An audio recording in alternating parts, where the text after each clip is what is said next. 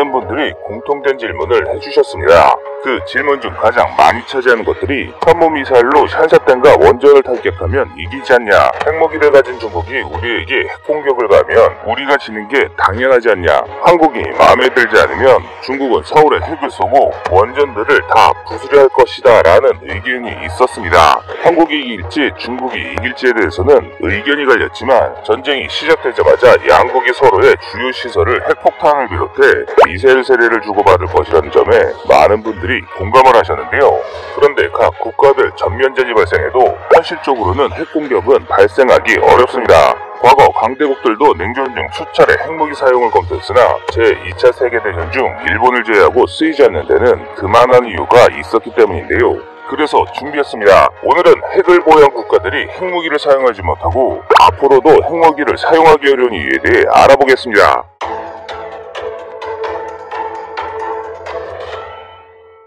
핵무기의 역사는 크게 네 분기점을 가집니다. 과거 미국은 맨하튼 프로젝트에 성공하면서 핵무기를 가졌습니다. 이때가 미국이 압도적으로 보유했던 핵무력 독점기였습니다. 핵폭탄은 아인슈타인과 오펜하이머 등의 학자들이 요청함에 따라 시작된 맨하튼 프로젝트의 산물입니다. 프로젝트의 결과물인 원자폭탄 리트보이와 수소폭탄 팩맨은 각기 히로시마와 나가사키에 떨어지며 본격적인 핵시대가 열렸는데요.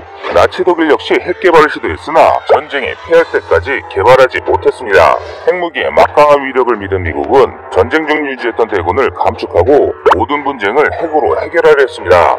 그러나 이는 수년 만에 철저하게 실패하고 맙니다. 막대한 우라늄과 거대한 항우지를 가진 소련이 2차 세계대전이 끝난 지 불과 4년 만인 1949년에 최초의 핵실험에 성공했기 때문인데요. 소련은 전쟁 중에도 공산주의를 지지하는 학자들과 포섭한 스파이들로부터 미국의 핵개발을 알고 있었고 1942년부터 핵개발을 시작했습니다. 이를 모르고 있던 미국은 모든 국방 문제를 핵으로 해결하려 했는데, 그런데 미국의 이런 행동들이 동방의 한 국가에 의해 끔찍한 참극을 불러왔습니다. 이게 바로 대한민국 민족 분단의 아픔인 6.25 한국전쟁입니다. 당시 소련의 스탈린은 미국은 전쟁이 끝난 지 5년 만에 핵을 가진 또 다른 강대국과 대전쟁을 치르지 않으리란 확신으로 김일성과 함께 대한민국 침략 계획을 승인하고 지원했습니다. 그의 생각대로 핵무기 만능론에 빠져있던 미국의 군사력은 극도로 약화되어 있었고 그 결과는 북한군에 참패하고 말았는데요. 실제로 6.25 전쟁에 참전한 미군 부대의 사례를 다룬 에이구 갤러의 소거대 전투기술에서 미군 선발대의 추태가 드러나는데, 북한군을 막기 위해 선발대로 천안에 투입된 스미스 대대의 병사들은 북한군이 총도 들지 못한 민병대일 것이라 생각했습니다. 그러나 북한군은 소련제 전차로 무장한 정예기갑 부대였고 그들에게는 전차를 격파할 마땅한 무기조차 없었습니다. 미군 선발대는 당연히 북한군에게 처참하게 패배했는데요. 이를 파악하지 못하고 추가로 투입된 미국의 24사단은 대전에서 북한군에 완전히 포위 섬멸당했으며 사단장인 등소장은 회전 후 포위망을 뚫고 홀로 탈출하다 포로가 되었습니다. 핵무기만 믿고 군 예산을 극도로 감축해 장비의 질과 훈련 수준이 떨어진 결과의 참극이었습니다. 그런데 미군은 이처럼 북한군에게 밀릴 때도 핵무기 사용은 검토하지 않았습니다. 또 인천 상륙작전 이후 연합군의 북진으로 중공군이 참전할 때도 핵무기는 사용하지 않았는데요. 당시 트루먼 미 대통령은 한반도 통일을 위해 핵을 사용했다가 제3차 세계대전이 일어나는 것을 걱정해 핵을 사용하지 못했습니다. 이는 핵을 보유했지만 미국에 비해 압도적으로 불리했던 소련 역시 마찬가지였기에 핵무기를 가진 양측에서 수백만 명이 참가한 대전쟁이 벌어졌음에도 핵전쟁은 일어나지 않았습니다. 지난 수십 년 전부터 핵무기의 양과 위력이 늘어날수록 핵은 위험용이지 쓸 수 없는 무기라는 인식이 강해졌습니다. 트루먼 정부에 이어 정권을 잡은 미국의 아이젠하워 대통령은 작은 분쟁에도 대량의 핵무기로 보복하겠다는 대량 보복 전략을 내세웠지만 제3세계 어딘가에서 벌어진 총격전으로 핵전쟁을 벌일 수는 없었습니다. 그래서 그의 전략은 강하게 비판받았고, 이어 집권한 케네디 대통령 정부에서는 전쟁의 수준과 상황에 맞게 핵무기를 사용한다는 유연 반응 전략을 내세웠습니다. 간단하게 말해 총격전에는 총격전으로, 포격전에는 포격전으로 맞서되 핵무기가 필요한 상황에서는 위력이 작은 전술 핵무기부터 사용해 핵전쟁으로 인한 인류 멸망을 회피하겠다는 것이었습니다. 그러나 이는 영국, 프랑스 등의 국가들의 반발을 불러왔습니다. 미국이 지켜줄 것을 믿고 소련에 대항하는 북대서양 방위조약 나토에 가입했더니 큰 문제가 아니라면 핵을 쓸 수 없다는 전략을 채택해버린 것입니다. 이에 대해 프랑스 대통령 드골은 미국은 파리를 지키기 위해 뉴욕을 포기할 수 있는가라는 말을 남기고 핵 개발을 추진했습니다.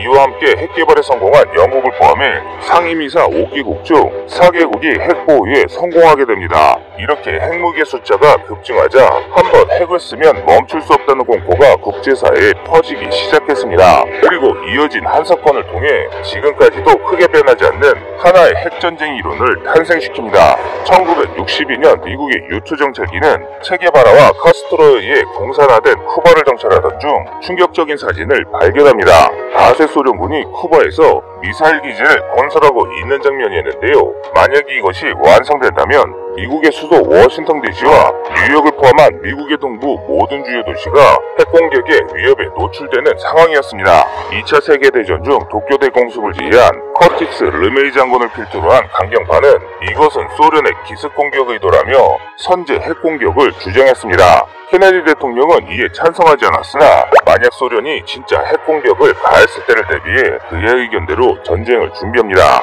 한편으로는 소련이 핵전쟁을 원하지 않는 것이라는 확신을 갖고 협상을 시도했는데요. 케네디의 예상은 맞았는데 당시 소련은 미국의 핵무기에 엄청난 공포를 가지고 있었습니다. 자신들의 미사일로는 미국 본토를 공격할 수 없는 데다 소련의 폭탄은 불과 수십 발에 불과했기 때문이죠. 반면 터키에 있는 미국의 미사일은 모스크바를 공격할 수 있었고 전세계 바다에 흩어진 미국의 잠수함들은 언제든 소련의 핵공격을 가할 수 있었습니다. 때문에 소련의 지도자 후르시초프는 쿠바에 핵미사일 기지를 설치하면 미국 역시 수도가 공격당할 수 있으니 소련을 공격하지 못하리라 생각하고 미사일 기지 건설을 지시한 것이었습니다. 이런 이유로 양국의 극적인 협상을 통해 누구도 진짜로 전쟁을 할 생각이 없다는 걸 확인했는데요.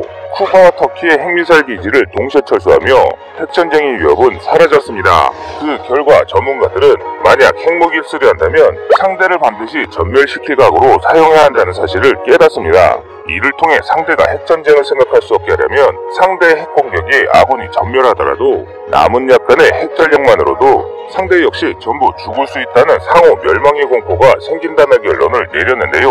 소련이 1000발의 핵무기를 쏘아 미국을 멸망시키더라도 남아있는 미국의 핵잠수함들과 전략폭격기가 소련을 멸망시킬 수 있다면 결국 모두 죽을 뿐인 핵전쟁을 시도하지 않을 것이란 겁니다. 이를 상호 확증 파괴라고 합니다. 그러나 중국, 남아공, 이스라엘, 대한민국 등 핵 개발을 시도하며 이 이론 역시 큰 도전에 직면했습니다.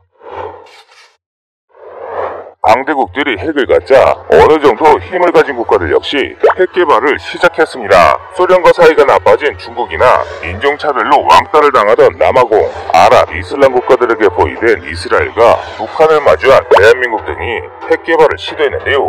이에 핵보유국이자 유엔 상임이사국 4개국의 정상들은 큰 공포에 휩싸였습니다. 이미 세계 패권을 가진 상임이사국들은 세계가 혼란에 빠지는 걸 원치 않았고 앞으로 협상을 해야 할 국가들이 끝없이 늘어난다면 결국 언젠간 핵무기를 쓰는 나라가 나올 것이라고 생각한 것이죠. 이렇게 되면 한 국가가 핵공격을 당하면 동맹으로 연결된 모든 국가들이 핵공격을 주고받도록 설계된 매듭으로 세계가 멸망하는 참극이 벌어지기 때문입니다. 그래서 1968년 NPT 협정이 탄생합니다. 핵확산 방지조약 NPT는 상임이사 5개국을 제외한 다른 국가들의 핵보유를 언급하는 조약입니다. 만약 핵무기가 확산되어 대화가 통하지 않는 독재자나 극단주의자들이 핵무기를 손에 쥐는 걸 막으려는 건데요. 핵을 가진 국가들이 절대 권력을 쥐고 다른 국가들이 치고 올라오는 것을 막는다는 점에서 많은 논란이 있으나 핵전쟁을 막는 데는 유효한 방법이었으므로 세계는 지금까지 이 NPT 체제를 통해 강대국 간의 전면적인 전쟁을 억제해왔습니다. 쉽게 말해 전쟁은 결국 무언가를 얻기 위해 하는 행동인데 핵전쟁은 아무것도 얻을 수 없는 데다 나조차도 모든 것을 잃을 수 있는 전쟁이기 때문에 이런 전쟁을 시도하는 나라나 지도자는 그리 많지 않습니다. 이런 정황들을 비춰볼 때 고작 한국군의 북진을 막겠다고 중국군이 우리 원전을 타격하고 서울에 핵공격을 가하거나 우리가 산세댐을 공격하는 일은 있을 수 없는 것입니다. 즉 중국이 다른 전쟁에서 지더라도 후위를 기대할 수 있지만 만약 어느 나라든 핵공격을 가한다면 중국은 풀 한 폭이 나지 않는 황무지로 변할 뿐더러 그 지역의 모든 국민들은 흔적도 없이 사라지게 됩니다. 그래서 핵무기를 사용한 중국이 한국과의 전쟁에 이길지는 모르겠으나 중국이라는 나라는 지도상에서 없어지게 되는 것입니다. 아직까지 전 세계 그 어느 나라도 현재 핵공격 이후 상대의 반격으로부터 살아남을 수 있는 방어 체계를 갖춘 나라는 없습니다. 그 대단하다는 미국의 MD 역시 분리진입 다탄두 미사일 등의 형태로 동시에 쏟아질 핵폭탄을 전부 막을 수는 없습니다. 이처럼 한국이 핵을 보유하려는 이유도 마찬가지입니다. 핵을 보유함으로써 전쟁 억지력과 국제사회의 입지를 더욱 확보하기 위함이지 핵무기를 사용하려는 것이 아닙니다. 통상적으로 우리가 중국이나 일본과 전쟁 발발 시 우리의 현무미사일로 중국의 산샤댐과 원전을 파괴하고 일본의 원전을 파괴하면 된다는 분들이 많으신데, 만약 우리가 이 같은 행동을 한다면 한국은 그 나라들의 동맹국이나 국제사회에서 철저히 고립되고 연합군에게 무력 침탈당해 한국이란 나라는 분해될 것입니다. 그래서 국가 간 아무리 큰 무력 충돌이 발생하더라도 전면전 발발이 쉽지 않은 것입니다.